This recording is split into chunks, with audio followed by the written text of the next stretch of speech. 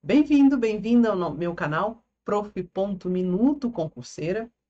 Eu sou Mariana Matos, sou professora, sou advogada e sou comentarista do Tec Concurso há mais de 10 anos. Então, especialista em questões. Eu quero trazer para vocês aqui neste vídeo a nossa revisão TRT 15, com prova já no domingo, no próximo domingo. E então eu resolvi fazer essa revisão. Vou passar o máximo de informações para vocês se sentirem seguros no domingo. Por isso, eu escolhi fazer essa revisão por mapas mentais, porque eu consigo passar muito mais informações para vocês num período menor de tempo, tá certo? Vou pedir para vocês, se puderem, fazer anotações, porque o estudo ativo, que a gente escreve, que a gente presta atenção, né, ouve e escreve, ele é muito mais eficiente, mas se não quiser, também não precisa, tá? Simplesmente receber as informações que eu vou passar para vocês. Evidentemente que eu não vou conseguir passar todo o edital aqui. Eu trouxe para vocês os tópicos mais recorrentes, os tópicos que podem vir a cair na sua prova no domingo, tá certo? Outro ponto, não vou disponibilizar os mapas mentais aqui na descrição do vídeo. Normalmente eu trago para vocês, mas dessa vez não. Por quê? Esses mapas mentais, eles são um bônus exclusivos para os nossos alunos do TRT para desesperados. Inclusive, se você quiser se tornar um aluno, se quiser se tornar uma aluna para o Rio de Janeiro, TRT Rio de Janeiro, nós estamos com a turma aberta, vou deixar o link aqui, e aí sim você vai ter acesso não só aos mapas mentais, mas também aos resumos para o seu concurso TRT Rio de Janeiro, tá certo? Então, não vou disponibilizar dessa vez os slides da aula. Peço que você preste atenção aqui, tá certo? Outro ponto, simplesmente receba as informações, tá? Eu sei que é uma semana cansativa, você já deve estar exausto, já deve estar exausta, né? Então, simplesmente relaxe. Pega uma pipoquinha aí, faz uma pipoquinha para assistir essa aula, deixa essa aula um pouquinho mais leve e só receba as informações. Não questione, não pense no domingo, simplesmente revise comigo os tópicos mais importantes aí para a sua prova. Combinado? Outro ponto que eu quero trazer com vocês aqui, que eu gosto de falar para os meus alunos pensa comigo, normalmente a maioria das questões vão te pedir a questão correta, né? A assertiva correta. E você tem 5 assertivas. E a banca vai te pedir uma correta. Essa é a lógica. Às vezes pede a incorreta, né? É que eu acho mais difícil. Mas quando pede a correta, eu quero que você analise e, na verdade, retome lá a sua infância, quando você brincava aquele jogo dos 7 erros, né? Jogo dos 7 erros. Era legal, né? Você ir buscar, procurar a incorreção ali no desenho, enfim. Então, eu quero que você faça a prova de domingo nesse espírito. Procure o erro, ok? Por quê? Se eu tenho 5 assertivas e a banca me pede a correta, e você não estudou todo o edital, você não sabe 100% do edital, mas você sabe pelo menos 70, 80% do edital. Diz para mim, não é mais fácil conhecendo, tendo consciência de 80% do edital, que você encontre as 4 erradas? Que você resolva as questões por exclusão?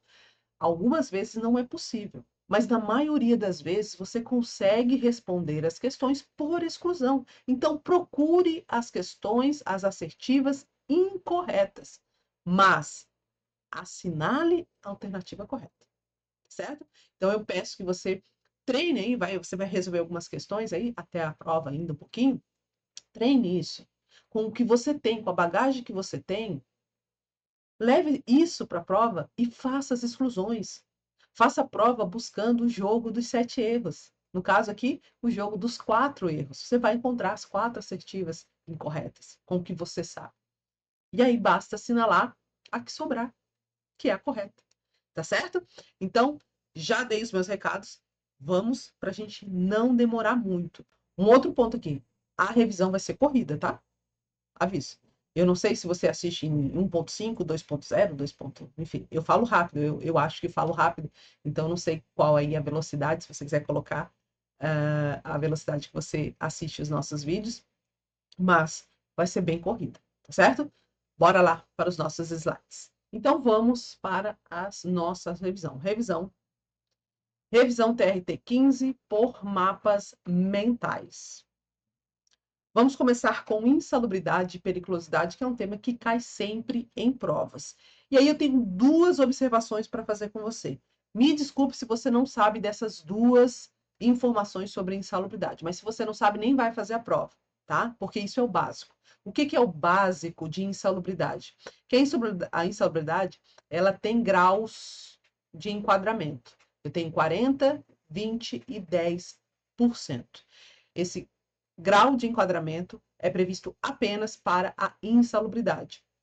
E aí, claro, eu tenho um grau máximo, o grau médio e o grau mínimo, né? O MMM aqui, tá certo? Então, essas informações é o básico que você precisa saber, tá? Desculpe, mas se você não sabe disso, nem vai para a prova.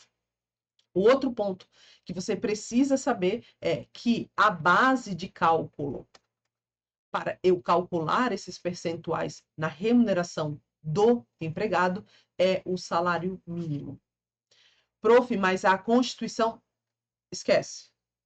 Lembra que eu falei? Só recebe a informação. Eu não vou explicar aqui por que é o salário mínimo. Eu só quero que você entenda que a base de cálculo para calcular a insalubridade é o salário mínimo. Combinado? Só recebe a informação. Outro ponto. Esse adicional ele vai ser sempre integral. Não importa se a exposição é por 5 minutos, 10 minutos, 8 horas, 2 horas, 3 horas, se ela vai e volta, né? Se eu vou, tenho uma exposição de 2 horas, descanso, ou vou para um lugar salubre por 3 horas, depois eu volto mais 2 horas, não importa. O adicional, o money, né? O din-din, o dinheiro, o percentual vai ser sempre integral, não importa o período de exposição. Claro que se é uma exposição muito reduzida, por exemplo, por 2 minutos ao dia, 2 minutos por semana, 3 minutos por mês, aí, evidentemente, que eu não vou falar sequer de adicional, tá certo? Não é nem proporcional. Eu não vou falar de adicional de insalubridade, não vai fazer jus. Esse é um ponto que você tem que lembrar. Então, se a banca te cobrar em caráter intermitente, será devido adicional? Será. E será devido de forma integral, não proporcional. Outro ponto, não pode ser suprimido e nem reduzido por negociação coletiva. Quando eu falo isso, eu quero dizer o quê, galera? Eu quero dizer que não prevalece o negociado sobre o legislado. Isso, quando eu falo em reduzir o adicional ou suprimir o adicional.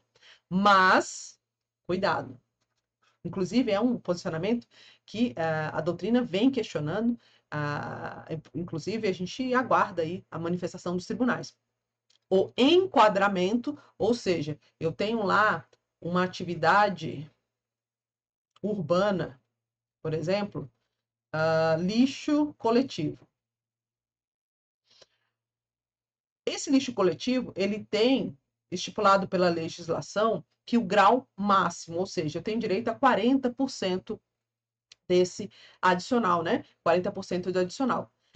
Pode uma ACT ou uma CCT vir e dizer, opa, não, o lixo coletivo, ele não é grau máximo, ele é grau médio.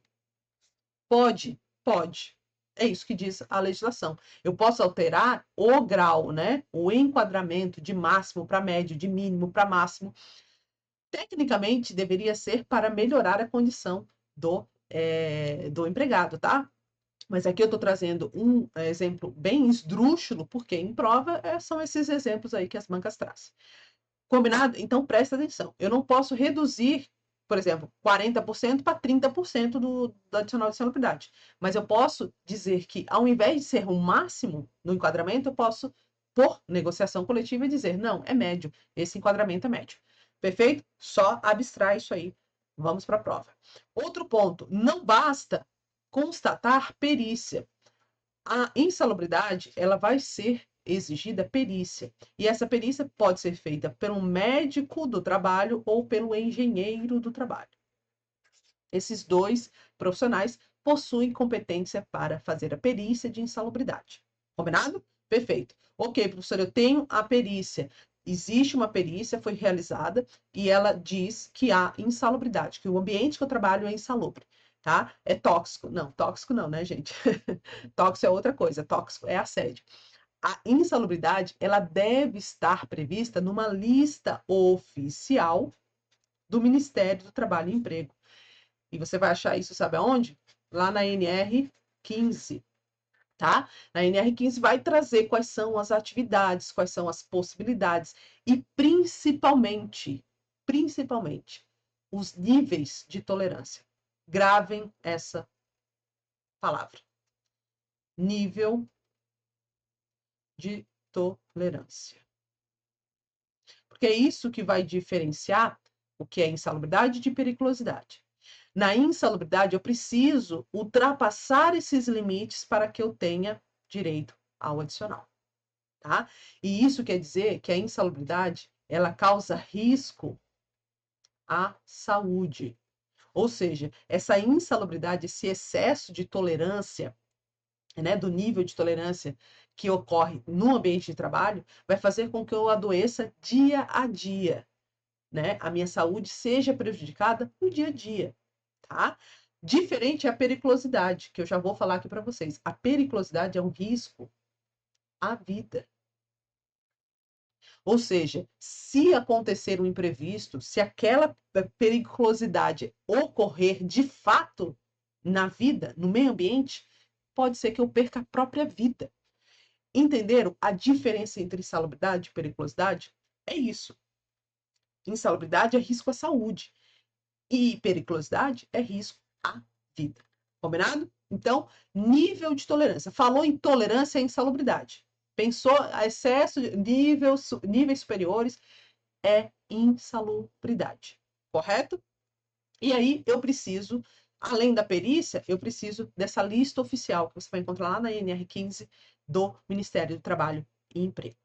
Outro ponto, esse adicional, ele pode ser suprimido pela lei ou pode ser suprimido porque essa condição, ou seja, esse nível de tolerância foi reduzido aos níveis permitidos que fazem com que eu retire o adicional? Pode. O adicional, ele pode ser suprimido quando? Quando houver uma reclassificação lá naquela lista oficial do Ministério do Trabalho e Emprego, aí quem recebia adicional, ele deixa de receber. Por quê? Porque é um salário condição.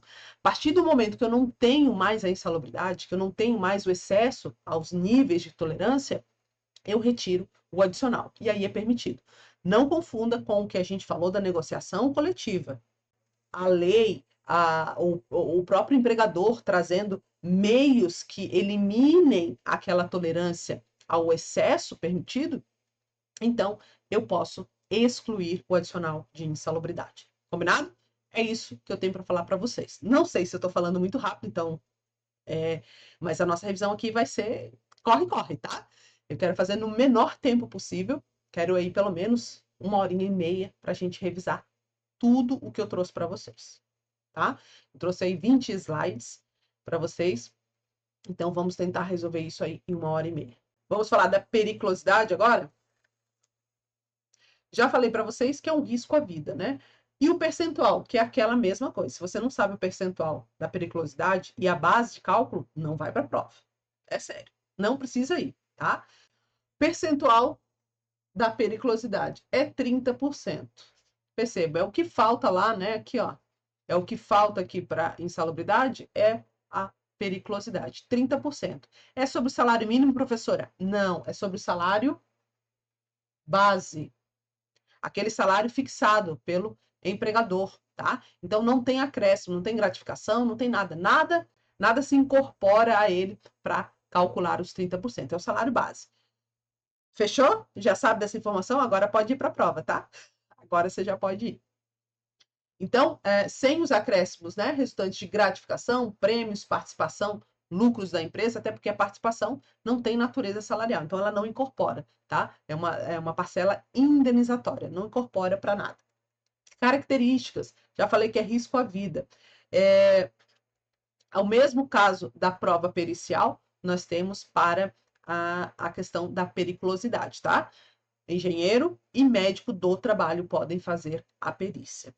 Quais são as atividades que vão, né? Quais são os riscos que vão ensejar direito ao adicional de periculosidade? Nós temos os inflamáveis, inclusive frentista de posto de gasolina tem direito ao adicional de periculosidade, tá bom? Explosivos, energia elétrica, isso tudo aqui vocês vão encontrar NR para todas essas situações. Precisa ler as NRs, professora? Não. A banca não cobrou isso de vocês, tá bom? Temos aqui ainda roubos ou outras espécies de violência física. Então, sabe aquele vigilante que corre, né, que guarda dinheiro, enfim, que protege o dinheiro? Então, esse vigilante, ele tem os riscos de ser, né, de ocorrer um assalto, enfim, de haver aí uma violação à sua condição física. Estes também têm, né? Tudo que é segurança pessoal ou patrimonial, você pode enquadrar como periculosidade. Outro ponto, o trabalhador em motocicleta, sabe, o motoboy, enfim, você conhece, né? Aqueles trabalhadores em motocicletas também terão direito ao adicional de periculosidade. Professora, mas eu soube que existe uma portaria. Gente, esse rolo, essa treta da portaria não vai cair para vocês, tá?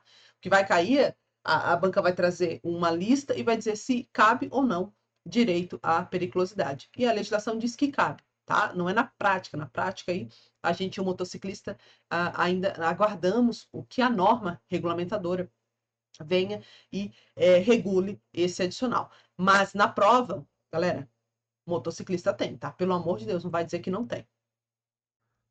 Colisões, atropelamentos, outras espécies de acidentes ou violências nas atividades profissionais dos agentes de autoridades de trânsito. Essa é uma novidade recém, então a probabilidade de estar na sua prova no domingo é grande, ok?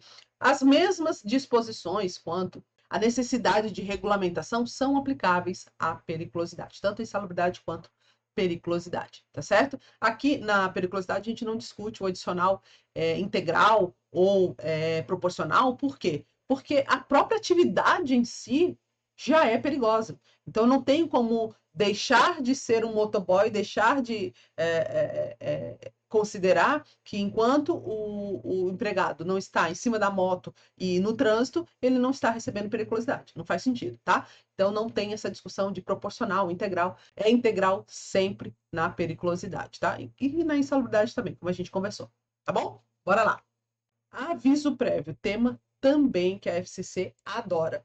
Bora falar? As características dele. É uma declaração receptiva de vontade. Isso quer dizer o quê? Eu aviso o meu empregador que eu estou saindo. Eu não peço permissão, eu não peço autorização. Eu não preciso da aceitação desse empregador. Eu simplesmente comunico: olha, eu estou saindo. Do mesmo jeito, o empregador: olha, você vai ser dispensado. Daqui 30 dias você não vai fazer parte mais da nossa empresa. Então, o empregador ele não precisa da aceitação. O empregado não vai dizer: não, opa, peraí, não vai me despedir, tá? Essa é a regra. Porque a gente sabe que existem situações em que o empregador não pode dispensar o empregado, que são os casos de garantia provisória de emprego. Nestes casos, o empregador deixa esse direito potestativo de declarar a extinção do contrato, ele posterga para o final da garantia provisória de emprego. Combinado? Então, é uma natureza constitutiva, por quê? Porque vai extinguir uma relação jurídica, vai acabar com o contrato. E, por fim, ele é irrenunciável, tá? É irrenunciável. Prof, e se o empregado está pedindo demissão justamente porque conseguiu um novo emprego? Aí, neste caso, é renunciável. Aí, ó, ele não vai conseguir cumprir, por regra, ele é irrenunciável, salvo quando comprovadamente o empregado já tiver um novo emprego e aí tiver que já assumir o seu cargo, tá bom? Cabimento. Cabe nos contratos por prazo indeterminado. Essa é a regra. Prazo indeterminado, por quê? Porque eu não sei quando que o meu contrato vai extinguir. Se ele é indeterminado, então eu preciso avisar, eu preciso de um aviso, eu preciso me preparar para saber que esse contrato não vai mais existir. Mas ele pode ser aplicado no caso de contrato por prazo determinado? Pode, pode. Mesmo que eu saiba que o meu contrato vai terminar daqui 4 meses, eu posso ter aviso prévio. Mas para isso, eu tenho que ter o que a gente chama de quê? cláusula assecuratória do direito recíproco. Se eu tenho essa cláusula, eu tenho aviso prévio no contrato por prazo determinado. Memorizou? Ótimo. Por fim, não existe aviso prévio cumprido em casa. Se o empregador disse, olha, não precisa vir para a empresa não, pode ficar em casa. A gente conta esses 30 dias aí como trabalho, mas você não precisa vir. Não existe isso, tá? Porque isso vai postergar o pagamento das verbas rescisórias. E a gente já vai ver aqui, deixa eu ver, cadê? Não trouxe aqui. Mas, ó, lembre-se que o pagamento das verbas é 10 dias corridos da extinção do contrato de trabalho. Se eu tenho um aviso prévio trabalhado, ele vai se encerrar depois dos 30 dias que eu cumprir, né? E aí eu tenho 10 dias, então eu vou receber 40 dias depois da comunicação. Agora, se o meu aviso prévio é indenizado, eu não vou precisar trabalhar, certo? Embora o aviso prévio vá ser computado aí nesses 30 dias, ou aviso proporcional, que a gente já vai tratar aqui, eu não vou precisar trabalhar, mas eu vou ter que receber 10 dias depois da comunicação. Então, se eu mando o meu empregado lá cumprir o aviso prévio em casa, eu vou pagar só daqui 40 dias? Errado, tá? Não existe aviso prévio cumprido em casa. Ou ele é trabalhado ou ele é indenizado. Não tem outra forma. Deixa eu apagar aqui para a gente trabalhar o prazo proporcional. Rapidinho aqui, ó. Vamos falar do prazo proporcional.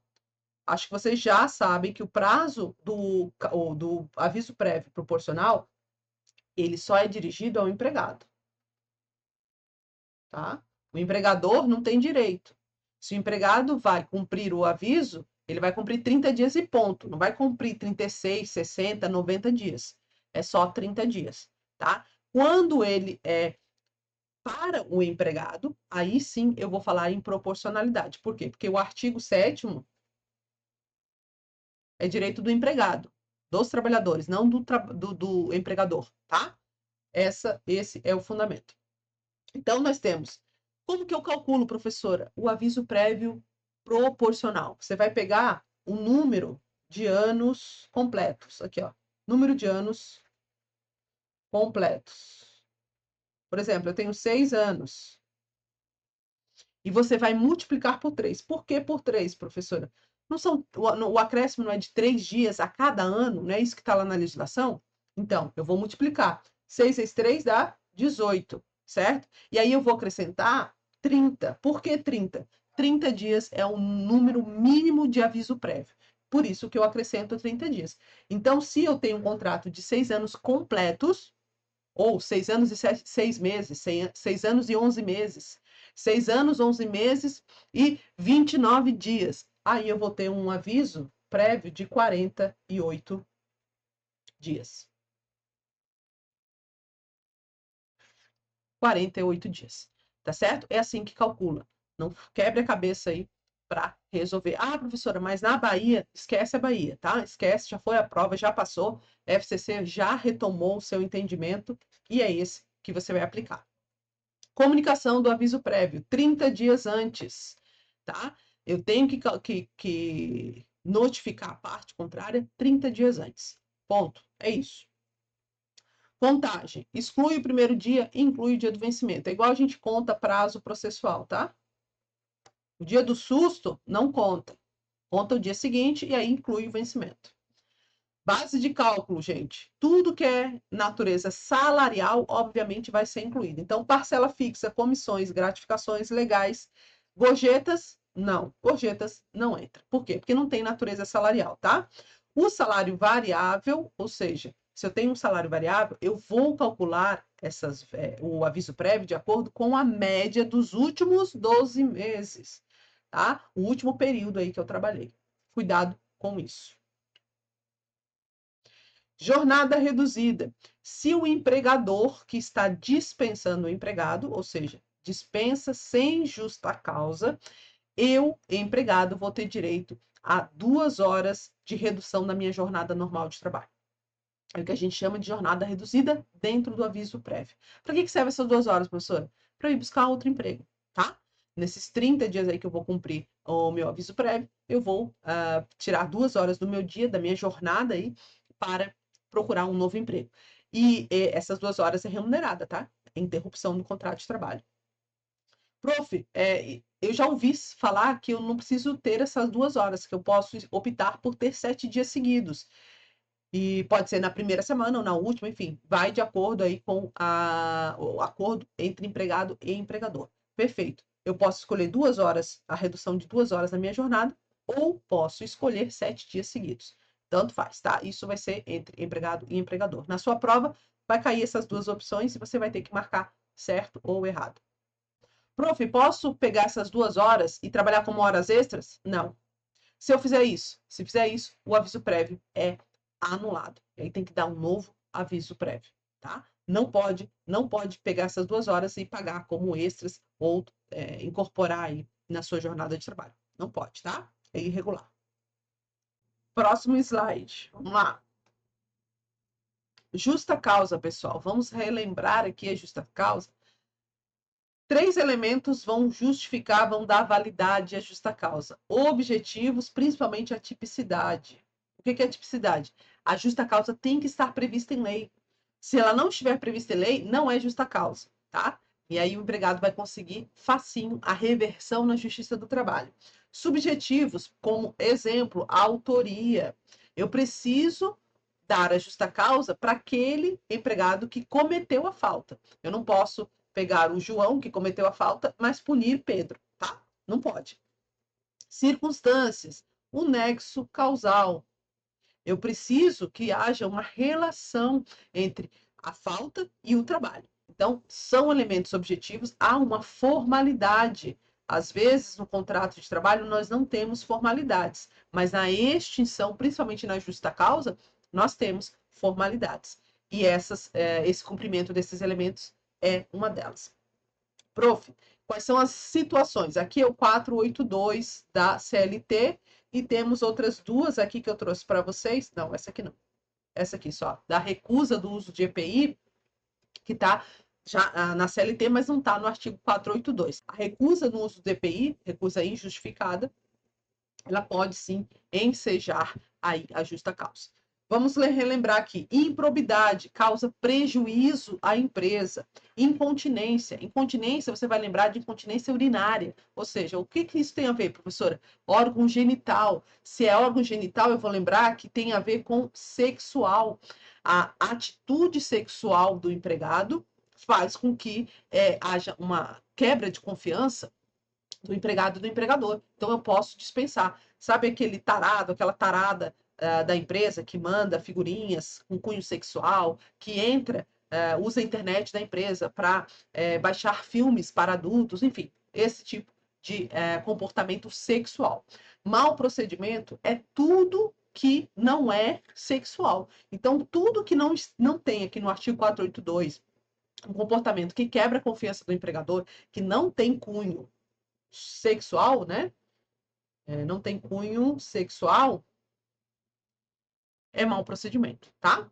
Negociação habitual é autoexplicável. Condenação criminal. A condenação criminal do empregado, aqui, normalmente, essa condenação não vai ter relação com o trabalho. Mas, se ele sofrer uma pena privativa de liberdade e não tiver a suspensão dessa privação de liberdade, me diz aí, como é que ele vai ir ao trabalho se ele não pode sair da penitenciária? Não dá, né? Não dá, né? Então, é por isso que pode o empregador aplicar a justa causa, porque o empregado ele não vai conseguir cumprir o seu contrato de trabalho. Então, aplica a justa causa. Desídia é aquele desinteressado, aquele empregado desinteressado. Começou a chegar tarde, começou a faltar, não cumpre as suas metas, né? Anda deslixado, enfim, é aquele desinteresse pelo trabalho. Embriaguez. Se a embriaguez é habitual, cuidado. A OMS passa a admitir que a embriaguez habitual, ou seja, o alcoolismo, é uma doença. E se é uma doença, tem que ser encaminhado o empregado ao INSS. Em provas, professoras, a banca não quer nem saber da OMS. Ela vai colocar lá embriaguez, seja habitual ou em serviço, e vai cobrar de você se é uma justa causa. E você vai dizer que é. Perfeito? Segredo da empresa. Aqui a gente tem um empregado fofoqueiro, né? Tem uma informação da empresa, um segredo da empresa e sai por aí divulgando, né? Essa informação. Indisciplina. Indisciplina é um ato geral, ou seja, não pode fumar no refeitório. É uma regra para todos. Se eu vou infringir, então eu sou indisciplinar com a coletividade. Diferente é insubordinação. Quem é subordinado se subordina a alguém. Então, o que a insubordinação nos faz? Que é descumprir uma regra específica. Porque eu sou subordinado. Se eu sou subordinado, então, subordinado a quem, né? Quem me pediu algo e eu não fiz. Isso é insubordinação. Abandono de emprego. O abandono de emprego tem 2 elementos. Eu tenho que ter mais de 30 dias de ausência, ou seja, faltei mais de 30 dias consecutivos, e ainda, eu tenho que ter o interesse, eu não quero mais voltar, né? O ânimo de não querer o emprego mais, tá? Eu não quero mais aquele emprego. O empregador tem que provar esses 2 elementos. Prática constante de jogos de azar na empresa, a fim de atrapalhar aí a atividade, o seu exercício, né? Então, se você tem um tigrinho aí no celular e está atrapalhando a sua jornada de trabalho, pode ser que você seja dispensado por justa causa. Perda da habilitação ou dos requisitos legais para o exercício da profissão, de forma o quê? Dolosa. Então, se eu sou um motorista profissional e eu sou parado numa blitz e a minha carteira é suspensa porque eu estava embriagado, é dolo. Então, eu posso ser dispensado por justa causa. Combinado? Recusa do uso do EPI e, por fim, ato lesivo à honra ou à boa fama, seja de qualquer pessoa no local de trabalho, ou seja, em qualquer lugar, desde que contra o empregador ou prepostos. Em ambos os casos, a legítima defesa afasta a justa causa. Combinado, gente? Prof, quais são as parcelas que eu tenho direito na justa causa? Saldo de salário e férias vencidas. Só isso. Seguro-desemprego? Nem pensar, tá? Bora para os próximos slides. Extinção do contrato. Vamos falar da culpa recíproca. A culpa recíproca é o quê? Tem culpa todo mundo. É mais ou menos isso, tá? Se você tá rindo é porque você entendeu. Empregado e empregador cometeram culpas. Então, para não haver um desequilíbrio na extinção, haverá uma perda de remunerações por parte do empregado. E aí, o que ele tem direito? Saldo de salário? Saldo de salário, gente, toda extinção tem. O que é saldo de salário? Dias do mês trabalhado, né? Da extinção. Então, se eu trabalhei 5 dias no mês da extinção, eu vou receber esse saldo de salário. Combinado? Ah, eu esqueci que eu tô aqui na frente, né? Deixa eu tirar aqui. Vou ter direito a férias proporcionais? Vou, mas por metade, tá? Eu vou ter férias proporcionais por metade, eu vou ter a minha indenização sobre o FGTS por metade, e aí, cuidado, não é 50% sobre FGTS. Por quê? Porque a indenização não é 40%? Metade é 20%. Então, é 20% sobre o FGTS. Combinado?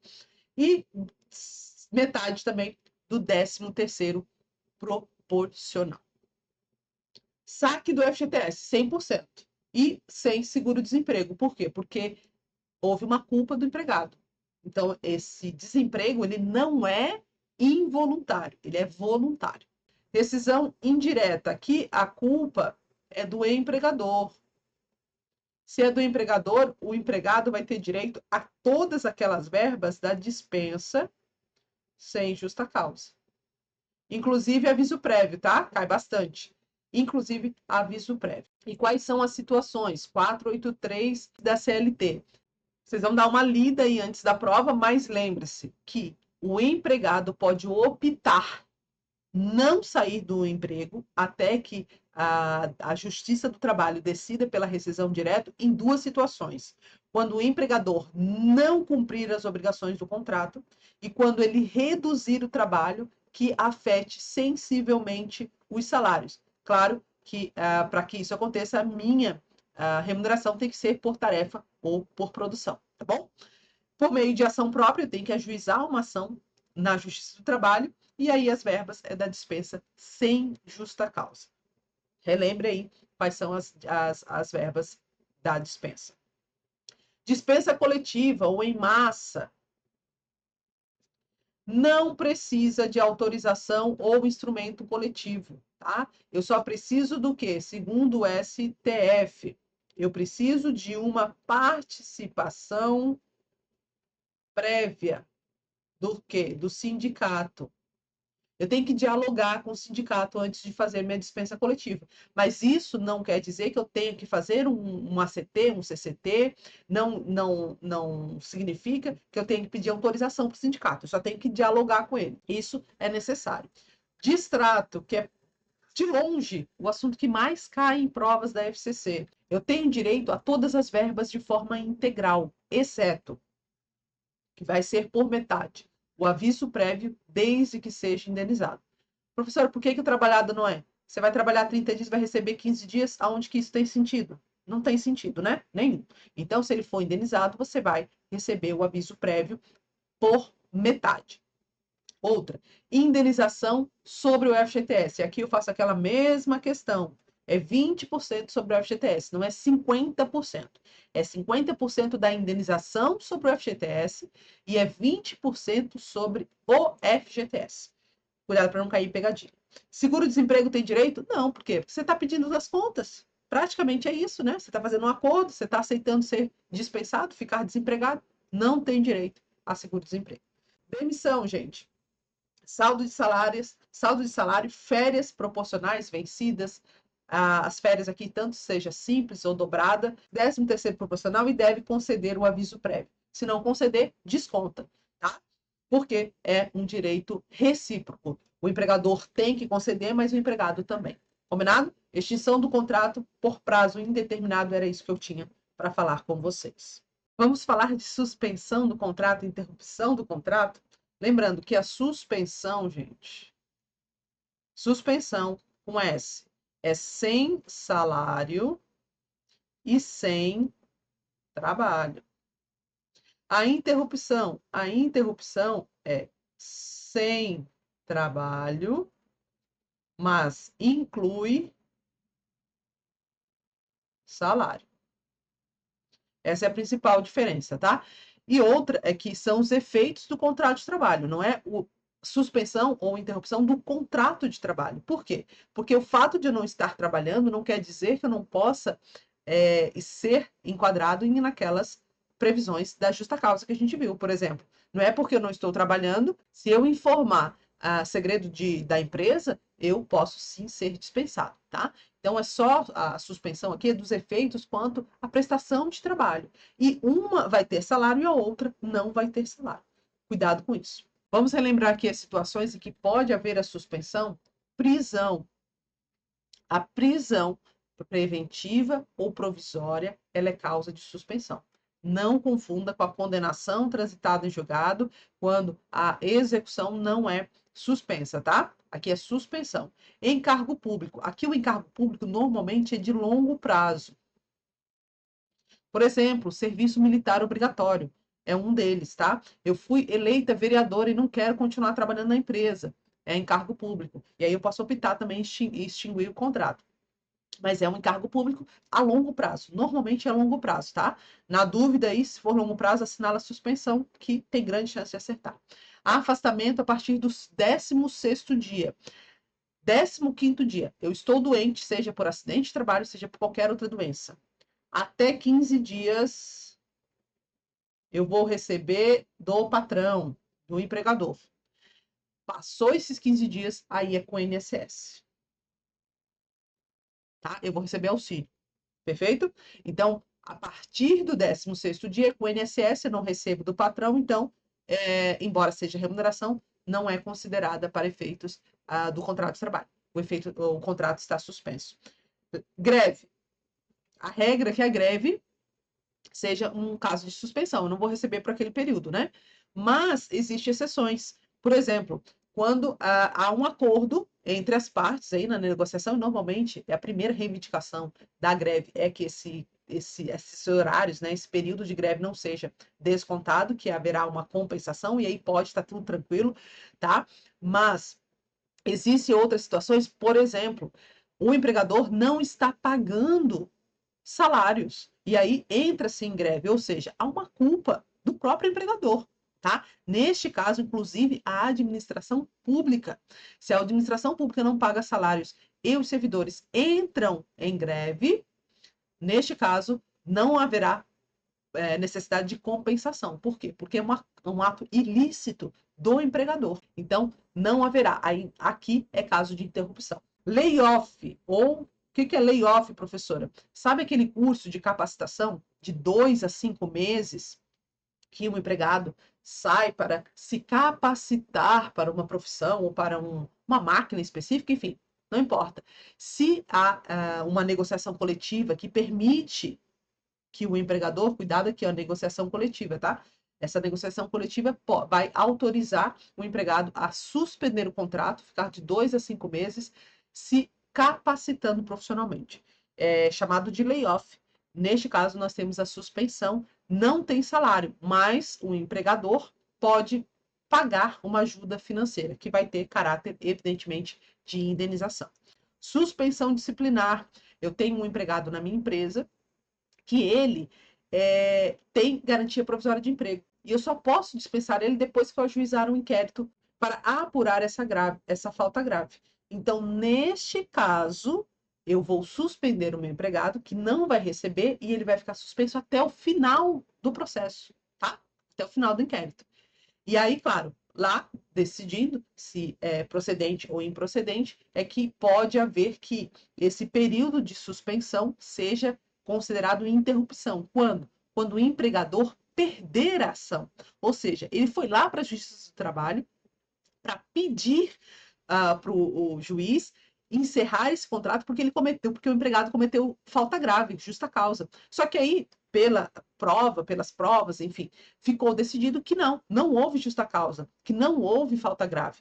Neste caso, então, eu tenho uma interrupção, porque o empregado será reintegrado e receberá por todo o período de afastamento, tá certo? Aí eu tenho uma conversão. Mesma coisa da greve, né? A gente pode converter a suspensão em interrupção, que aí eu vou ter esses salários. Violência doméstica. Lei Maria da Penha, que no caso de violência doméstica, eu posso afastar a empregada por 6 meses do trabalho, sem prejuízo do contrato de trabalho, mas tem prejuízo da remuneração. Há quem identifique, o STJ já decidiu, que cabe ao INSS fazer o pagamento desses 6 meses, né? Porque não adianta afastar a empregada e ela ficar à mercê, né? Não tem um salário para sua sobrevivência. Então, o STJ entende que cabe ao INSS fazer o pagamento desses 6 meses. Prof, quais são os efeitos da suspensão e da interrupção? Eu vou ter garantia ao retorno do cargo. Então, se eu estava no meu cargo, fiquei suspenso, eu volto para o mesmo cargo, tá? Não pode me rebaixar. Recebimento das vantagens. Se no período que eu estive afastado houve um aumento de salário, houve um aumento de salário-utilidade, houve uma estipulação de cesta básica, eu vou receber quando eu retornar, tá bom? Vedação à dispensa motivada, eu não posso dispensar enquanto meu contrato está suspenso ou interrompido. Inalterabilidade, né, do contrato, então eu não posso nem alterar e nem extinguir o contrato. Duas situações que vão ensejar, por regra, o cômputo do tempo de serviço, porque na suspensão eu não tenho esse cômputo do tempo de serviço e eu não tenho recolhimento do FGTS, porque eu não tenho salário, então eu não tenho recolhimento do FGTS. Mas há duas situações que vocês vão memorizar que haverá o cômputo do tempo de serviço e haverá também o recolhimento de FGTS. Lembre-se, recolhimento de FGTS, pessoal, é recolhimento. O empregador vai tirar do bolso dele para pagar o FGTS. Ele não vai descontar do empregado. Isso é pegadinha clássica de prova, tá? É um recolhimento, não é um desconto de FGTS. Recolhimento, grave isso.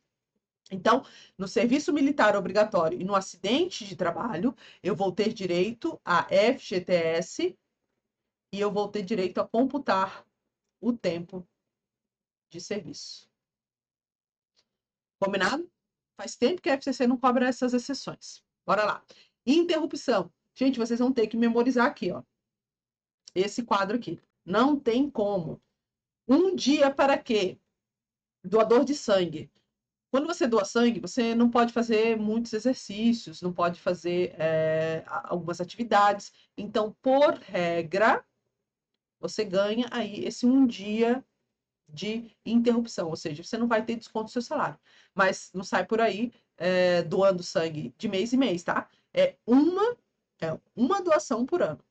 Um dia, uma doação por ano, tá? Eu sei que você pode doar aí até 3 vezes no ano. Acho que os homens são 4, né? Mas as mulheres são 3 vezes. Para acompanhar filho de até 6 anos de idade em consulta médica. Então, você pode levar o seu filho uma vez por ano, se ele tiver até 6 anos. Ah, professora, não é para questionar, é só para receber informação, tá, pessoal? Não é para questionar, não é para brigar, não é para fazer nada. É só para receber informação. Até 2 dias, velório, né? Que a gente chama de licença nojo, que é o luto, tá? Então, 2 dias para o luto e 3 dias para o casamento. Isso aqui sempre cai. 3 dias para o casamento, por que que é mais? Porque eu sou mais feliz do que triste, né? Tecnicamente, a gente é muito mais feliz em mais dias do que triste. Claro que tem um dia ou outro que a gente acorda meio querendo ficar na cama, né? Mas a maioria do tempo nós estamos felizes. Então, casamento, e casamento é uma coisa feliz, tá? Embora digam o contrário aí, casamento é algo feliz, então nós temos 3 dias, tá? De interrupção do contrato por causa do casamento e 2 dias para o luto. Ainda temos 2 dias consecutivos ou não para eu me inscrever eleitoralmente. Então, sabe, eu vou lá fazer o meu cadastro eleitoral, ou eu vou lá transferir o meu cadastro eleitoral, ou eu vou fazer alguma coisa lá no cadastro eleitoral, tá? Então, eu tenho 2 dias consecutivos ou não. Então, praticamente é o tempo necessário aí. Claro que com a internet a gente faz tudo hoje via aplicativo, então é meio complicado essas situações aqui. Mas na sua prova é o que cai, tá? Então, memoriza. 3 dias ainda, embora a gente seja mais feliz do que triste, mas aí você pode 3 dias para se ausentar em caso de exame para o câncer, tá? Se você tem a necessidade de fazer esse controle, então você tem direito a 3 consultas. E aí, evidentemente, que é por ano, tá bom? Paternidade, 5 dias de interrupção quando nasce o seu filho, sua filha. Então, você vai ter direito aí a 5 dias. Se a empresa for participante do programa Empresa Cidadã, você vai ter direito a 20 dias. Você vai ter um acréscimo de 15 dias na sua licença paternidade. Isso se você pedir para a empresa e se a empresa for participante desse programa. Período necessário. Aí eu gosto de trazer aqui. Por quê? Porque fica mais fácil de você memorizar, né? Alistamento militar, sabe? Quando você completa aí aqueles 18 anos, ou quando você foge demais, né? Não foi se apresentar, e aí precisa fazer um concurso público. Então, aí você vai ter que ir lá se alistar com 22, 30, 40 anos, vai ter que ir lá se alistar. Nesse caso, você tem dispensa do emprego pelo tempo necessário. Também vai ter pelo tempo necessário no caso de provas de vestibulares para ingresso em universidades, em faculdades, no ensino superior. Concurso não vale. Se tiver que trabalhar, vai ter que compensar depois. Comparecer em juízo. Ora, se eu fui chamada para o júri, às vezes tem júri que dura, né? 3, 4 dias. Então, pelo tempo necessário, eu vou estar dispensada e não vou sofrer prejuízo na minha remuneração. Representação sindical em reunião de organismo oficial, eu também vou ter pelo tempo necessário. E, por fim, para acompanhar, essa aqui foi alterada recentemente, tá? Então, é possível que a banca venha cobrar. Acompanhar consultas médicas e exames da gestante, né? Da gravidez de esposa ou companheira, limitada até 6 consultas. Cuidado com isso aqui, com limite. Tá certo? Rabisquei tudo aqui, mas é até 6 consultas neste caso. Então, cuidado com os primeiros 15 dias, tá? De afastamento de doença, seja por acidente de trabalho ou não. E cuidado aí para não confundir suspensão com interrupção do contrato de trabalho. Contrato de trabalho. Vamos falar da alteração, na verdade. Deixa eu só sair aqui para não atrapalhar vocês. Ó. Beleza. Vamos falar das alterações, que são assuntos que caem bastante. Na verdade, a alteração unilateral do empregador em caso de reversão do cargo de confiança. Mas vamos relembrar aqui alguns pontos. Primeiro, eu preciso de consentimento do empregado. Esse é o primeiro requisito. Essa é a regra geral. Eu preciso que o empregado tenha anuência sobre aquela alteração, que aceite aquela alteração. Exceto alterações benéficas, ainda também posso colocar aqui dentro de alterações benéficas, quando é por pedido do empregado. Por exemplo, ele tem uma jornada e resolve fazer uma faculdade, um curso que vai exigir muito mais dele. E aí ele pede para o empregador reduzir a sua jornada de trabalho. Isso é viável, porque há uma alteração de jornada de trabalho e possivelmente, provavelmente, haverá uma redução de salário, mas aí para benefício próprio do empregado. Ele mesmo que pediu para tratar de assuntos pessoais. Então pode, tá? Se for benéfico para o empregado, pode sim alterar o contrato de trabalho. Em casos de transferência previstos em lei, então, ou seja, há casos em que eu não preciso da anuência do empregado, mas eu vou precisar de outros requisitos que a gente já vai falar. Jus variandi ordinário, quando são pequenas alterações em que o empregador pode, que está dentro ali do poder empregatício. Por exemplo, não se usava uniforme, mas o empregador decidiu exigir o uso de uniforme. Evidentemente que ele vai ter que conceder esses uniformes gratuitamente, mas é uma alteração contratual e que o empregador pode fazê-la. Por quê? Porque está dentro do poder empregatício de dirigir aí a atividade laboral, tá bom?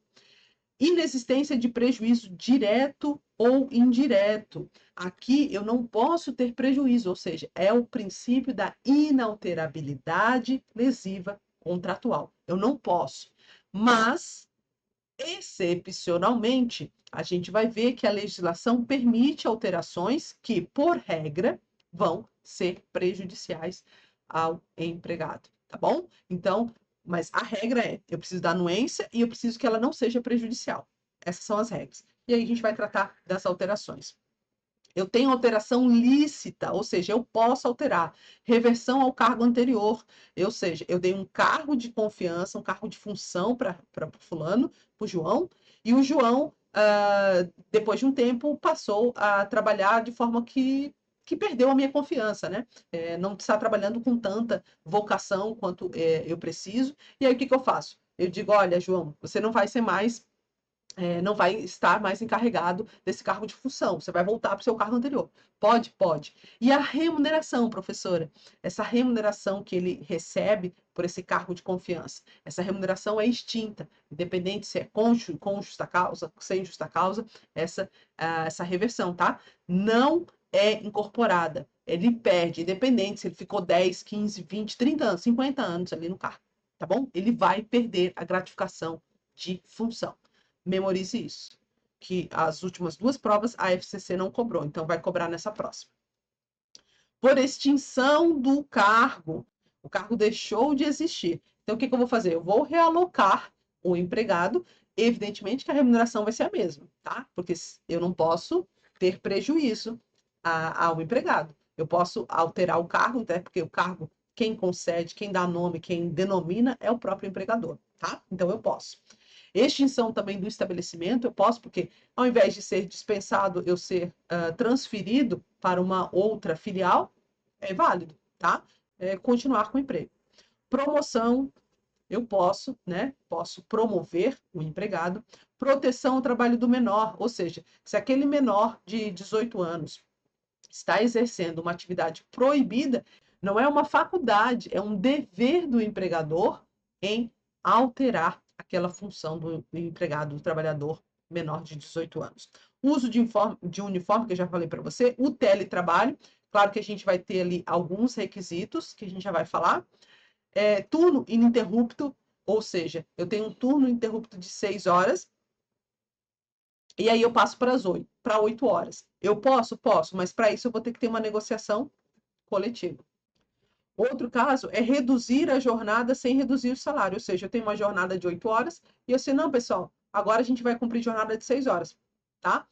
Todo mundo vai cumprir jornada de 6 horas. Pode? Pode, desde que eu não reduza o salário, tá? Porque o salário eu não posso reduzir. Alteração do horário de trabalho e da forma de remuneração. Então, eu posso alterar ali, por exemplo, aquele fulano trabalhava das 8 até ao meio-dia, mas agora ele vai ter que trabalhar das 9 à 1. Pode, tá? Não tem problema nenhum fazer essas pequenas alterações. Alteração do regulamento da empresa. Isso é importante, porque eu posso alterar um regulamento da empresa, mas presta atenção, porque isso é a súmula 51 do TST, que cai bastante. Faz tempo que ela não cai. 51, súmula 51 do TST, vai dizer que eu alterei o meu regulamento da empresa e essa alteração ela vai valer para frente, ok? Todos que entrarem a partir dali vão receber aquela regulamentação. Agora, quem já tinha um direito incorporado para trás não vai ser alterado, tá? Eu passo a ter esse regulamento da empresa, mas vai servir só para os que chegarem depois. Substituição temporária do empregado. Se eu tenho um empregado que precisa se afastar para cumprir umas férias ou está doente, eu posso pegar um outro empregado e substituí-lo. Pegar ele, você vai trabalhar aí 30 dias, vai cumprir as férias do empregado, beleza? Pode, pode. E aí, outra súmula do TST. Esse empregado que vai cumprir as férias, ele vai ter direito ao mesmo salário do substituído. Tá? Por quê? Porque essa substituição não é meramente eventual. Agora, por exemplo, se eu tenho um funcionário que aquele dia não estava bem do estômago, sabe? E aí, volta e meia, ele ia, né, ao banheiro e tal, aquela coisa, e aí ele pede para aquele outro funcionário substituir ele nas suas ausências. Neste caso, são eventuais. Né? Foram 10 minutinhos aqui, 20 ali, 1h30 ali. Então, neste caso, eu não tenho direito à equiparação salarial. Eu não vou receber o mesmo salário que esse funcionário, tá? Por quê? Porque ela é meramente eventual. Agora, nas férias, se eu for substituir ele, eu tenho direito ao mesmo salário que ele. E se o cargo ficar vago, aí não tem direito ao mesmo salário. Cabe ao empregado, o empregador ali, o substituto, resolverem qual vai ser o salário, que não está vinculado ao do cargo do empregado anterior, tá bom? Transferência. O que é transferência, professor? É mudança de domicílio. Se eu não tenho mudança de domicílio, se eu só vou trabalhar mais longe do que eu trabalhava, eu não tenho transferência, eu tenho remoção. E na remoção eu vou ter direito a recompensar os meus gastos por ir trabalhar mais longe da empresa. Para ver transferência, eu tenho que mudar. Tenho que pegar a minha mudancinha, contratar o carro de mudança e ir para outro município, tá bom? Eu preciso da anuência do empregado para fazer essa transferência, exceto o que a gente já vai falar aqui, tá? Mas a regra é que eu preciso de anuência. E necessidade real de serviço. Eu preciso comprovar. Eu não posso chegar para o João assim, João, você vai ser transferido, vai trabalhar agora na filial no fim do mundo. Não pode, tá? Tem que provar que existe uma real necessidade. Ou seja, eu estou abrindo uma filial e eu só confio no João para ele fazer toda a organização da empresa. Aí pode mandar ele. Quando que eu não vou precisar de anuência do empregado? Quando que eu não vou precisar de anuência do empregado? Quando houver cargo de confiança. Sabe aquele cargo de confiança que a gente estava falando? Eu não preciso. Eu posso simplesmente transferir, mas eu preciso da real necessidade de trabalho. Natureza do contrato, ou que esteja expresso ou implícito no contrato. Extinção do estabelecimento, a gente já falou, né? Entre ser dispensado e ser transferido, eu prefiro ser transferido, ficar com o meu emprego. E provisória, por necessidade real de serviço. Sempre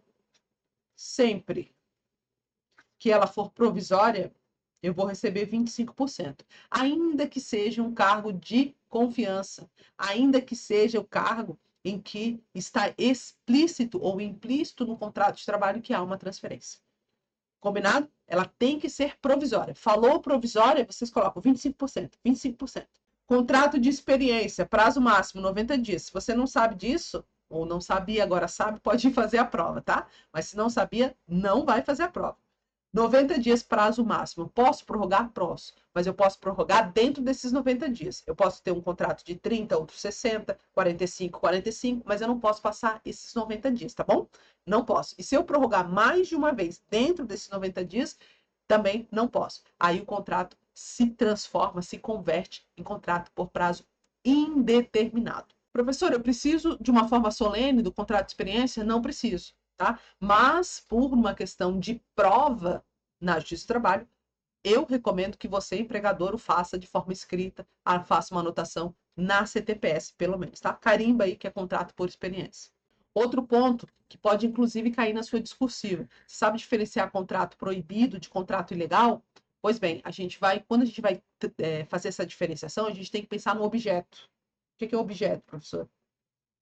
O objeto é a atividade. Se a minha atividade é ilícita, ou seja, ela é ilegal, é crime, é uma contravenção penal, por exemplo, jogo do bicho,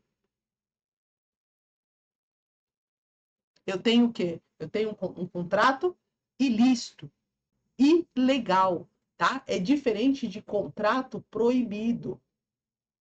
O contrato proibido, aqui a gente vai ter como exemplos o contrato do menor de 18 anos que tem um trabalho noturno, tem um trabalho perigoso, insalubre, ele não pode prestar aquela atividade, mas a atividade em si ela não é ilegal, ela não é crime, mas aquele empregado é que não pode fazer aquela atividade. Então ele é proibido. Então, essas são as diferenças. Se eu tenho um contrato ilícito, eu não vou ter direito a verba nenhuma. Por quê? Como é que eu vou pagar um empregado que está cometendo um crime? Não faz sentido. E se eu tenho um contrato proibido, aí para não prejudicar duas vezes aquele empregado que não podia executar aquele trabalho, então eu vou ter direito a todas as verbas, exceto, cuidado, se for com a administração pública, eu só tenho direito ao saldo de salário. Deixa eu anotar aqui para vocês aqui, ó. Administração pública, saldo de salário e FGTS. E em nenhuma situação, qualquer que seja a irregularidade, haverá o reconhecimento do vínculo de emprego com a administração pública. Anota isso aí. Empregado doméstico. Ah, professora, eu acho que não vai cair empregado doméstico. Mas tem lá o último tópico do seu edital é profissões regulamentadas. Então, vai cair sim empregado doméstico, tá? Cuidado. Vamos falar um pouquinho, só relembrar alguns pontos, na verdade, as diferenças que a gente tem aqui do empregado doméstico. Primeiro ponto, remuneração. É vedado desconto salarial de alimentação, vestuário e higiene. Não pode descontar salário, essas três utilidades, mas permite um salário, o desconto de salário, no caso de assistência médico hospitalar, aí vai estar limitado a 20%, e a moradia, tá? Desde que essa moradia seja distinta do local de trabalho. Aí pode. Se não, se a moradia é aquele quartinho lá nos fundos da casa, não pode descontar. Adicional de viagens. Esse adicional de viagens é quando aquele empregado, normalmente uma babá, né? Que vai acompanhar o casal, vai acompanhar a família em uma viagem. Aqui será consideradas as horas extras e preciso de um acordo escrito previamente que a empregada se dispõe a fazer essas viagens com a, a família, tá? O adicional, no caso adicional de viagem, é de 25%. Tá? Eu vou ter direito aí a 25% de adicional. Esse adicional ele pode ser compensado, e aí eu peço para você dar uma lida lá na lei complementar 150/15, só nessa parte do adicional de viagens, tá? Porque se cair, vai cair a literalidade. E eu quero que você leia. Fica aí uma tarefinha para você. Não dei nenhuma até agora. Dá tempo. Pausa o vídeo, lê, depois volta aqui. Jornada de trabalho. Compensação mediante acordo escrito. Pode? Pode. Lembre-se, eu posso compensar a jornada por acordo escrito. E aí, a compensação, como que é feita a compensação? As primeiras 40 horas, presta atenção, as primeiras 40 horas eu posso compensar dentro do mês. Ou eu vou pagar dentro no mês. As demais, professora, as demais vão para um banco anual de horas. E aí vocês começam a perceber, a gente vai fazer uma interpretação aqui, que no doméstico, presta atenção, no doméstico eu posso estipular banco anual de horas por acordo escrito individual, né? Acordo individual escrito, tá? Então, cuidado com essa pegadinha na hora da prova. Eu, empregado doméstico, posso estipular o banco de horas anual por meio de acordo individual escrito. Posso também prever a jornada 12 por 36 e no regime de tempo parcial, cuidado porque é diferente aqui, tá? É diferente do trabalhador comum. No regime do doméstico, eu ainda tenho aquelas 25 horas semanais. E por incrível que pareça, eu ainda tenho aquela tabela de férias, que é de no máximo até 18 dias de férias. Outra tarefinha para vocês darem uma lida, tá? Essa tabelinha aí lá de férias do doméstico. Justa causa. Na justa causa, nós temos todas aquelas que a gente falou, mas o que eu quero trazer especificamente é a submissão de maus tratos de idosos, adolescentes, crianças, pessoas com deficiência. Neste caso, você, empregador doméstico, que comete maus tratos, você comete justa causa, tá? E, evidentemente, outras punições previstas em lei.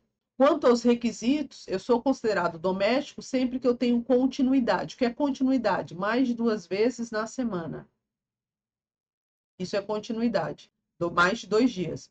E residência familiar e finalidade não lucrativa de quem? Do empregador. Ou seja, o empregador ele não pode ganhar dinheiro com o meu trabalho empregado doméstico. Se eu sou cozinheira e o meu empregador está vendendo marmita com a comida que eu faço, não sou doméstico, tá? Eu passo a ser um trabalhador comum. Por quê? Porque ele está lucrando com a minha atividade de doméstica.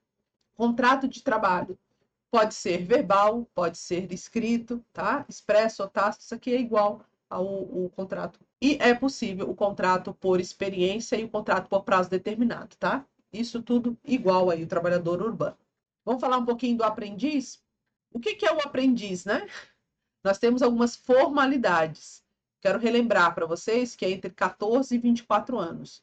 14 e 24 anos, não vai confundir 14 e 18 anos, tá? Então, eu posso ter idade de 14 e 24 anos, exceto para pessoa com deficiência, que não precisa de limitação de idade. O prazo de contrato desse contrato de aprendiz, 2 anos. Exceto para pessoa com deficiência, que pode ultrapassar. Eu preciso de anotação na CTPS, ele tem que ser escrito. Eu preciso de matrícula e frequência regular na escola. Esse requisito, pessoal, da matrícula e frequência é para quem não concluiu o ensino médio, que é o terceirão aí, né? Não concluir, então eu tenho que apresentar a minha matrícula e frequência. Mas, se na minha região ali não tem o ensino médio, eu só fiz o fundamental porque era o que tinha, aí neste caso eu não preciso apresentar a matrícula de frequência, mas eu preciso ter terminado o ensino fundamental, correto? Isso é regrinha, são exceções. Inscrição em programa de aprendizagem e o prazo aqui eu já falei para vocês, né? Até 2 anos, salvo PCD. E os percentuais, professora? Isso cai bastante. 5 a 15% dos trabalhadores da minha empresa têm que ser aprendizes. Ok? 5 a 15%. Esse é o percentual aí. Com esse percentual, você já consegue excluir algumas assertivas. Empresa de pequeno porte e microempreendedor estão obrigados a contratar aprendizes? Não. Se optarem, eles vão ter que obedecer os de 5 a 15%, tá? Mas eles não são obrigados, é facultativo. Jornada, 6 horas, mas se houver prática e teoria, eu posso ter uma jornada de 8 horas. Tá? Regra, 6 horas. Se tiver prática e teoria, eu posso ter uma jornada de 8 horas. E aqui o máximo, né? Vedada a prorrogação de jornada. Não posso prorrogar. Ponto. Não posso. Ah, professora, não, não posso. Não pode prorrogar a jornada do aprendiz. Direitos diferenciados. Direito salário mínimo hora. Aqui não é diferenciado, né? Salário mínimo hora, ele vai ter direito, até porque a sua jornada vai ser reduzida, então vai ser calculado aí dentro do salário mínimo. Mas o FGTS é de 2% e não 8%, como é o do empregado comum. Tem direito a vale transporte, tem direito a férias anuais, e aqui eu vou ter 1/3, e tem direito à garantia provisória de emprego da gestante. Tá? Isso é um entendimento jurisprudencial, porque qualquer que seja o contrato por prazo determinado, vai haver direito à estabilidade. Entidades qualificadas. Nós temos o sistema S do governo, nós temos, né, quem não sabe, né, Senai, Senac, Senar, instituições educacionais, educação profissional e tecnológica, temos instituições sem fins lucrativos, entidades de prática desportiva. Essas são as entidades qualificadas para formar contrato de aprendiz. Essas empresas vão fornecer o aprendiz para os empregadores. Elas vão ser as intermediárias, né? Aí do aprendiz. Vamos falar um pouquinho de férias? Férias. O período aquisitivo, ou seja, eu vou adquirir aquele período. Eu tenho quanto tempo? 12 meses. Entrei na empresa. Daqui 12 meses eu vou ter direito a uma férias, porque eu adquiri esse direito. Mas eu vou gozá-las, vou usufruí-las logo em seguida? Não. Por quê? Porque vai depender de uma adaptação, de um engajamento, né, de uma organização do empregador, que é o quê? Ele vai ter, o empregador vai ter 12 meses para organizar as minhas férias. Então, eu trabalho 12 meses e o empregador tem 12 meses para conceder as férias. Inclusive, aí, se eu não ultrapasso esse período, eu tenho férias simples. Mas se eu ultrapasso esses 12 meses, ou seja, não me concedeu nos 12 meses subsequentes, eu tenho as férias dobradas. Tá bom? Isso serve para a rescisão lá que a gente comentou. A remuneração é da data da concessão, cuidado, acrescida de 1/3, que esse está lá na Constituição, no artigo 7º. Se eu tenho um salário por hora, eu vou ter a média do período aquisitivo. Cuidado, hora aquisitivo. Mas se a minha remuneração é variável, é porcentagem, é comissão, aí a minha comissão vai ser antecedente. Vai ser nos 12 meses que antecede as minhas férias. Abono. O que é abono, professor? É a venda das férias. Eu posso vender as minhas férias? Pode, desde que se limite a 1/3 das férias. É um direito potestativo do empregado. Como assim direito potestativo, professor? Eu vou chegar no empregador e vou dizer, olha, eu quero vender 1/3 das minhas férias. Te vira para pagar. É isso, tá? Mas para que eu exerça esse direito potestativo, eu tenho que fazer até 15 dias antes do meu período aquisitivo. Porque antes de eu adquirir as férias, eu tenho que já anunciar, olha, eu quero vender 1/3. Que é para o empregador se organizar, né? Concessão vai ser por escrito e 30 dias que eu sair de férias.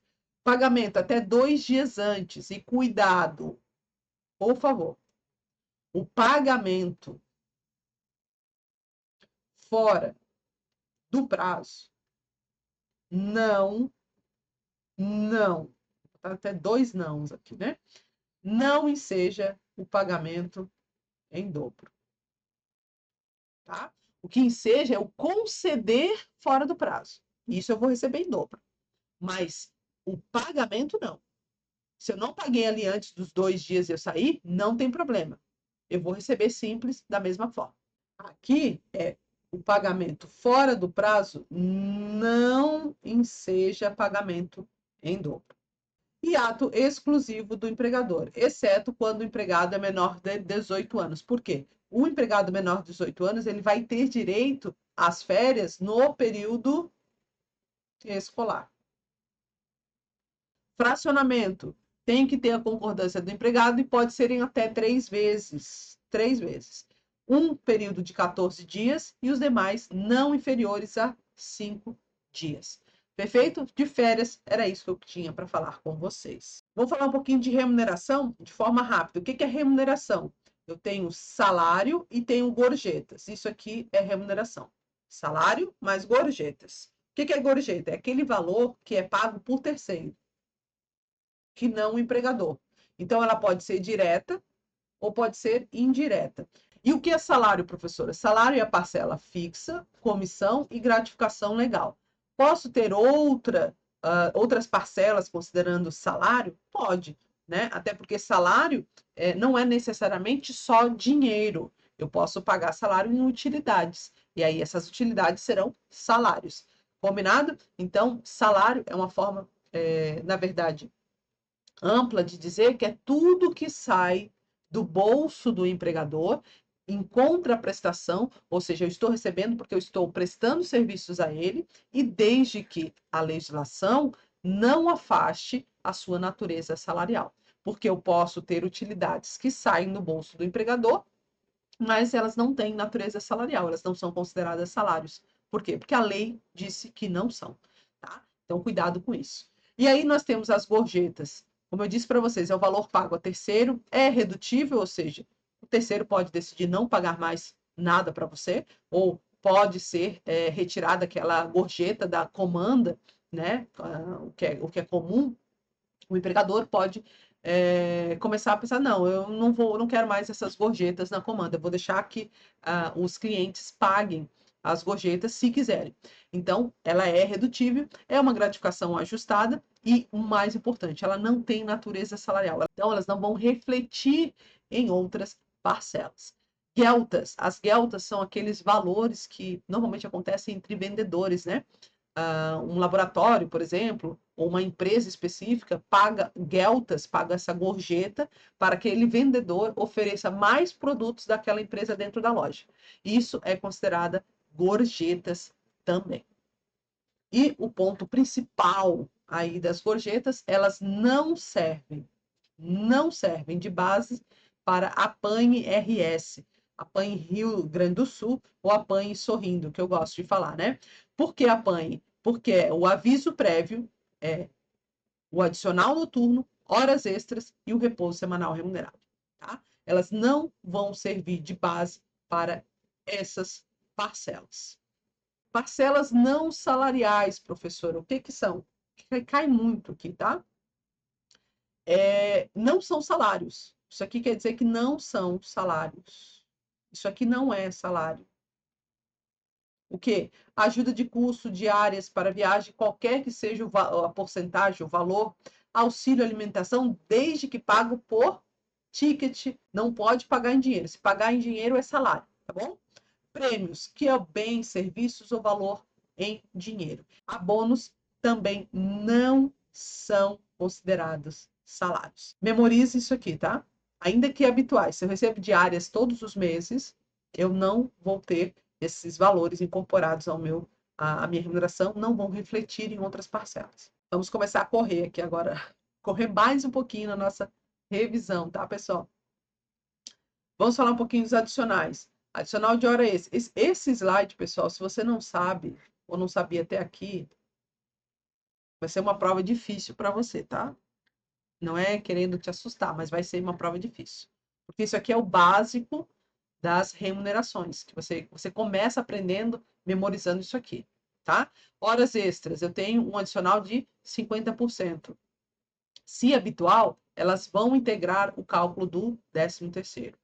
E quando ultrapassada a jornada estipulada, ou seja, eu tenho no máximo 2 horas, posso fazer até 2 horas de horas extras, mas se eu prestar 4 horas, o empregador vai ter que me pagar essas 4 horas, porque ele descumpriu a legislação, ele extrapolou, e mesmo assim ele vai pagar esse excesso, tá? Não é porque a lei diz que são só 2 que as outras 2 vão morrer na praia. Adicional noturno, eu tenho uma hora fixa de 52 minutos e 30 segundos, o adicional de 20%. Regra, eu tenho uma jornada de 22 horas até as 5 do outro dia. Então, 22 horas de um dia até as 5 horas do outro. Prof, no rural eu vou ter uma diferença. Se é pecuária, Pecuária lembra o quê? Vaca, né? Aí, vaca tem quantas patas? 4, professora. 4, professora? 4, gente, 4. 4, então eu vou usar 4 horas aqui. Considerando que no rural eu não tenho hora fixa, eu vou contar 8 horas. Então, eu vou ter na pecuária, meu horário noturno, de 20 horas até as 4. E na agricultura, professora? Na agricultura, eu vou aumentar 1 hora para cada delas. Eu vou ter 21 horas e vou ter 5 horas, tá? Essa é a regra. Jornadas 12 para o 36, as prorrogações já estão incluídas na remuneração. Prorrogação do quê? Do noturno, né? Que eu presto das 7 da noite até as 7 da manhã, aquelas 2 horas ali que ultrapassam essas 5 horas aqui, que é o limite, elas já estão incluídas na remuneração, tá? Não tem direito à prorrogação. E aqui está a questão do rural para vocês. Insalubridade, acima dos limites de tolerância, que a gente já falou, né? Relação oficial. E aqui os percentuais. Periculosidade também a gente já falou. Transferência, mudança de domicílio e 25% adicional, desde que provisória. Movimentação do FGTS, gente, bora lá. Extinção. Termo final do contrato. Eu posso sacar? Posso. Dispensa sem justa causa. Rescisão indireta. Distrato. Distrato é 80%, ó. Lembre-se, 80%. Força maior. Posso sacar? Posso. Morte do empregador individual. Extinção da empresa. Culpa recíproca. Posso sacar, tá? Suspensão total do trabalho do avulso por mais de 90 dias. Também posso. Previdência Social. Me aposentei. Posso sacar o FGTS? Posso. Morte do empregado. Quem vai sacar? O empregado? Obviamente que não, né? O empregado está morto. Quem vai sacar aqui são os dependentes. São aqueles dependentes do INSS, né? Habilitados lá no INSS. Doenças, né? Condições naturais ou saúde, grave doença própria do dependente. Idade superior a 70 anos. Fenômenos naturais, reconhecido pelo governo federal, uma enchente, tsunami, enfim. Esses eventos naturais que causam calamidade pública, desde que o governo federal reconheça esses fenômenos naturais. E aí nós temos também outras situações que caem menos em provas, tá? São o caso de financiamento habitacional, investimentos, inatividade de cotas por mais de 3 anos e saque aniversário. Aqui o saque aniversário, gente, ele é incompatível com o saque rescisão. Então, aquelas rescisões que a gente leu lá no inciso primeiro ali, na parte primeira aqui, ó, essas aqui, ó, elas não podem ser recebidas se o meu saque é o aniversário. Tá bom? É incompatível, cuidado. E também não é cumulativo ali com o trabalho avulso por mais de 90 dias. Aí, no dia do meu aniversário, eu vou receber lá uma parte do meu FGTS, tá? Que tem uma tabela com os valores. Então, vai depender aqui da remuneração do empregado. Não vai receber tudo, tá? Cuidado. Vamos falar um pouquinho do trabalho da mulher, que tem muitas chances de cair na sua prova. Licença maternidade, primeiro. Quem tem direito? Gestante e adotante, tá? Direito de afastamento sem perda da remuneração. Então, eu vou me afastar e vou receber salário. Em regra, isso deveria ser suspensão. Por quê? Porque quem vai pagar o salário é o INSS. Na verdade, o encargo em si é do INSS. Mas quem vai pagar diretamente, tirar do bolso, é o empregador. O empregador que vai fazer o pagamento mensalmente. E aí, o que, que acontece? Entende-se que por causa desse pagamento aqui, é caso de interrupção do contrato de trabalho. Tá? Embora o encargo seja do INSS, que o empregador vai pagar, mas depois vai ter compensações previdenciárias, então o encargo em si é do INSS, mas quem tira do bolso é o empregador. Prazo 120 dias e pode prorrogar por mais 60 dias, desde que a empresa participe do programa Empresa Cidadã.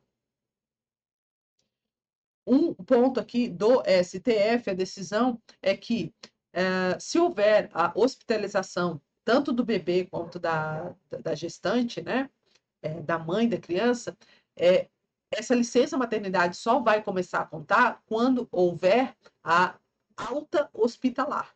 Então, eu preciso que haja alta hospitalar do bebê e da mãe, tá? Para que eu possa começar a contar a minha licença maternidade. Então, se houve o parto aí e houve uma hospitalização da mãe e do bebê por, sei lá, por 60 dias, e ao final desses 60 dias, quando houver a alta, aí é que eu posso começar a contar a minha licença maternidade, tá certo? Isso é uma decisão em caráter erga omnes do STF.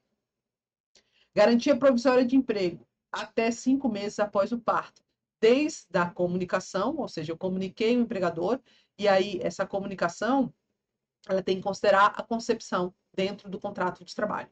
E aí eu vou ter até o 5º mês do parto, tá certo? Eu vou ter essa estabilidade. O empregador não pode me dispensar salvo por justa causa. Fator, né, gerador é a concepção durante o contrato. Isso quer dizer que se eu engravidar no aviso prévio, eu vou ter direito à estabilidade, tá? Porque o aviso prévio conta para todos os efeitos, e se conta para todos os efeitos, a concepção vai garantir a estabilidade.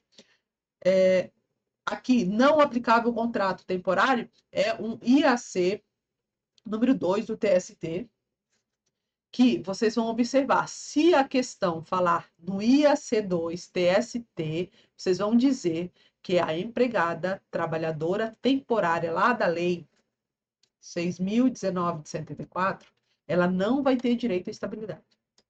Agora, se nada falar, simplesmente cobrar, aí vocês vão assumir o posicionamento do STF, que diz que qualquer que seja o contrato, qualquer que seja o regime, vai ter direito à estabilidade, tá bom? O desconhecimento da gravidez pelo empregador não afasta o direito. Por quê? Porque é a teoria objetiva. A gente aplica o quê? A concepção. Nem a empregada precisa saber que está grávida na hora da dispensa. Se houver uma dispensa e a empregada não sabe que está grávida, e posteriormente ela descobre, ela pode pedir reintegração. E é um direito irrenunciável. Sobre o ambiente de trabalho, é preciso que haja uma creche ou lugar similar, pelo menos onde houver 30 mulheres com mais de 16 anos. E essa creche ou esse lugar similar para acolher os filhos dessas mulheres pode ser próprio por convênio ou reembolso, tá? E teremos aí 2 intervalos de 30 minutos. Esses intervalos são remunerados para a amamentação. E aí cabe o empregado, a empregada e o empregador estipular como que vai ser feito esses 30 minutos. Transferência de função para proteger a criança, a gestante, a lactante e afastamento das atividades insalubres, independente do grau e independente de apresentar ou não atestado médico.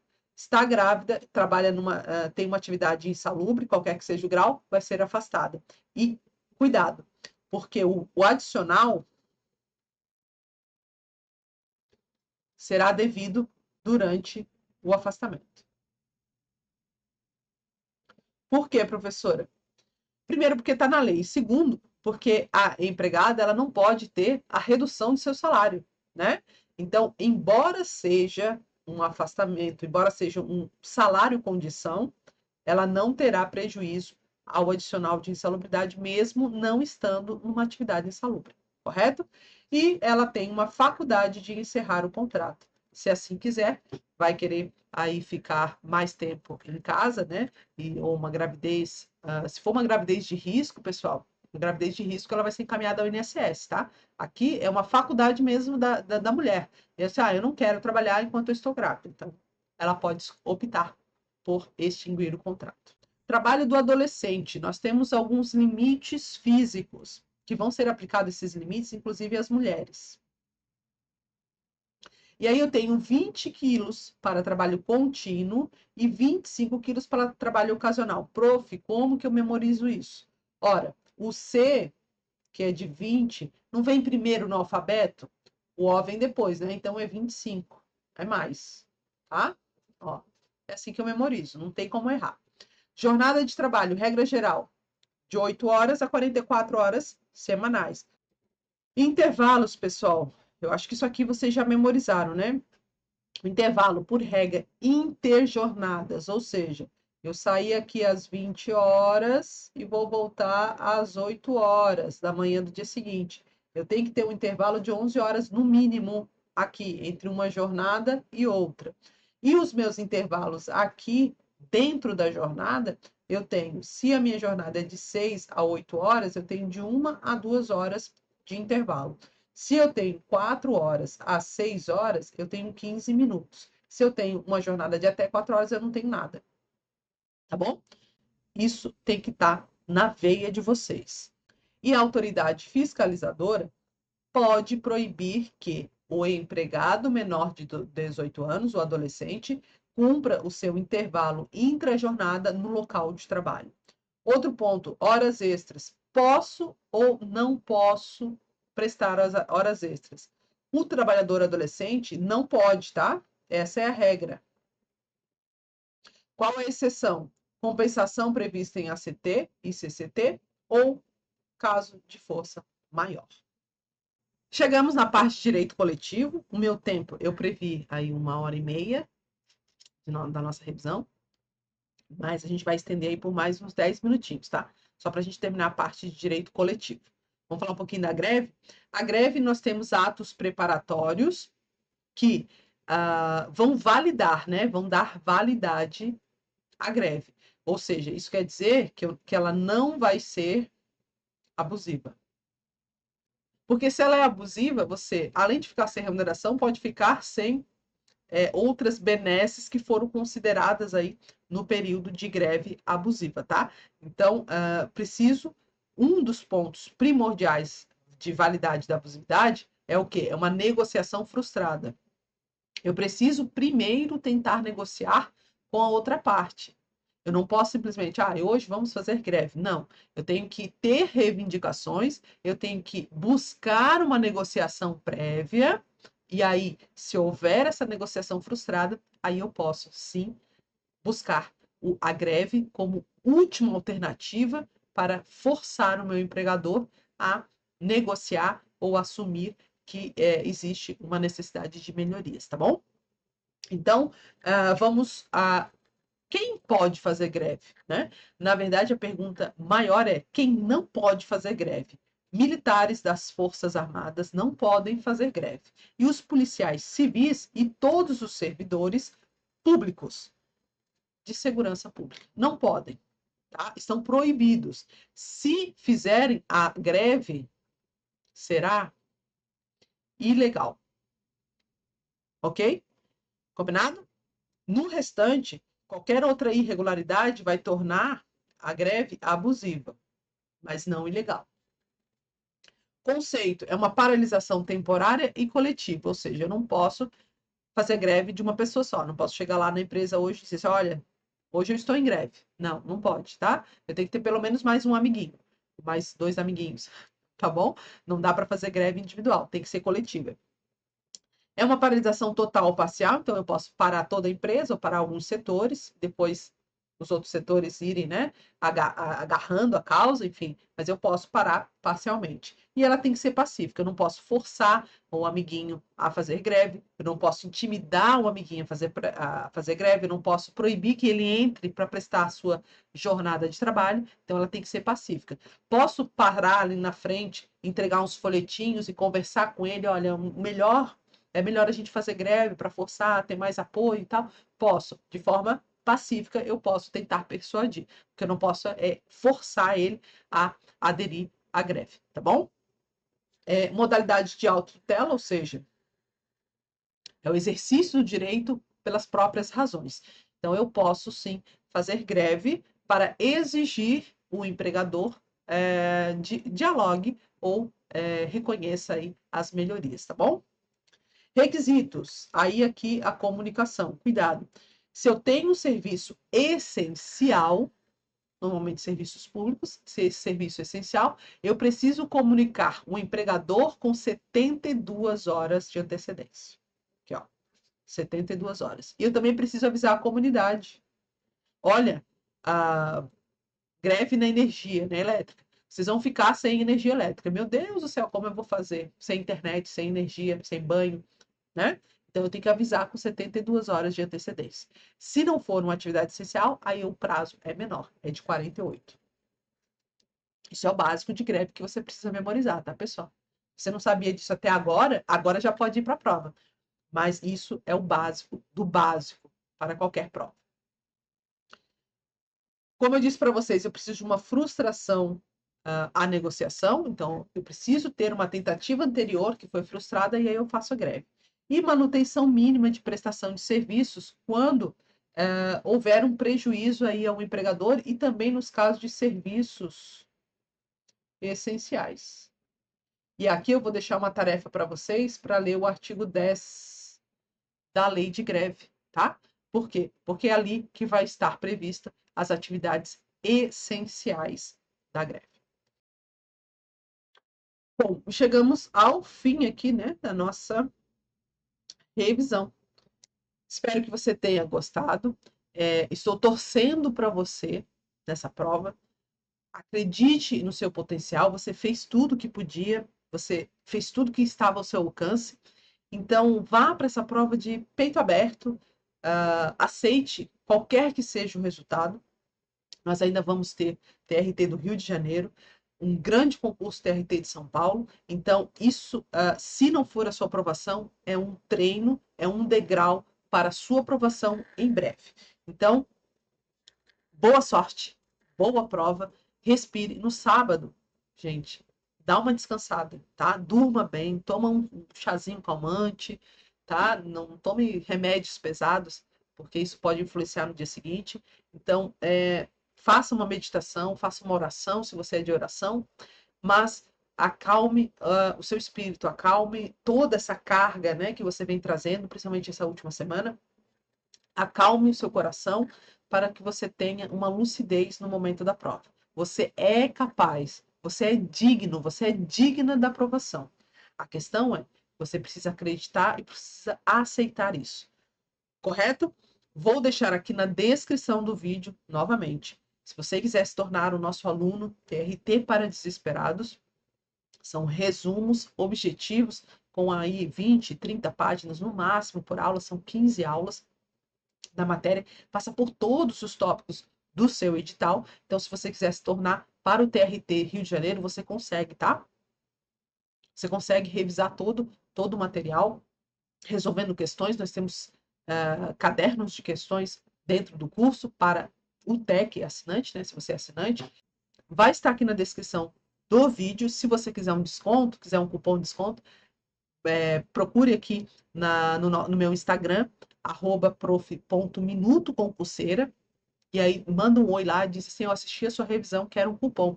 E aí a gente vai dar um cupom especial para você, tá certo? Boa prova, muito obrigada. Desculpa se eu falei muito rápido, mas eu queria passar por todo o edital aqui para vocês, tá? Mas o tempo é curto, eu sei que vocês já estão cansados, não adianta eu gravar um vídeo aqui de 3, 4 horas, porque vocês estão muito cansados já. Então, só revisem aí essas principais informações. Eu acredito que as questões vão estar nessa revisão, tá? A FCC, ela tem um padrão de questões, um padrão de assuntos, e eu acredito que vão estar aqui, essas questões vão estar na sua prova. Lembre-se, procure as erradas. Vai ficar muito mais fácil você resolver questões. Porque você procura 4, né? É mais fácil de achar. Você tem mais oportunidades, tá? Então, muito obrigada pela sua audiência, muito obrigada por me acompanhar. Se você está assistindo esse vídeo e ainda tem tempo de estudar, eu liberei um resumo sobre as instruções normativas sobre o processo do trabalho. Só clica aqui, eu vou deixar aqui na descrição do vídeo, tá? Para você baixar. Baixa essa instrução, porque para processo do trabalho a banca tem pegado muito pesado a FCC na prova de processo do trabalho. Não sei se eu vou conseguir gravar uma revisão nesse estilo para vocês, mas eu prometo que no Rio de Janeiro eu farei essas revisões para vocês gratuitamente de direito do trabalho, direito processual do trabalho, direito constitucional e direito administrativo, certo? Desde claro que vocês tenham gostado. Então comente, digam se vocês querem esse tipo de revisão e também estou aberta a sugestões Caso eu tenha falado muito rápido, tenha, né, os slides, enfim, eu estou proposta e estou aberta a sugestões. Faça aqui nos comentários, curta, compartilhe esse vídeo, porque é assim que eu consigo ter certeza que eu estou fazendo um bom trabalho para vocês. Tá bom? Beijos, boa sorte novamente, boa prova. Respira fundo, faz uma oração, faz um Ho'oponopono, quem é de Ho'oponopono, faz um Ho'oponopono no momento que a prova está na sua mesa, né? Sinto muito, me perdoe, eu te amo e sou grata, tá? Isso vai acalmar aí o seu espírito e você vai conseguir fazer uma boa prova. Te espero então num próximo vídeo. Até mais, até breve.